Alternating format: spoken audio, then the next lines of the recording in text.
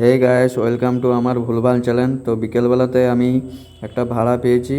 তো ভাড়াটা বিস্কুটের পেটি লোড হয়ে যাবে পিঠরাবনি। তো আমার গাড়িতে মাল লোড হচ্ছে। মালটা লোড হয়ে গেলে গাড়িটা নিয়ে আমি বেরাবো। এবারে প্রায় মাল লোড হয়ে যাওয়ার পথেই এরপরে গাড়িটা মালগুলো বেঁধে তারপরে গাড়িটা নিয়ে বেরাবো।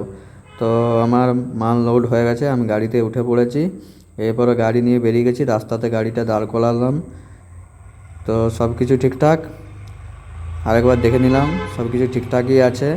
এরপরে ক্যামেরাটা ঘোরাতেই পাশের দিকে দেখছি দুটো কাকা খড় নিয়ে কী করছে।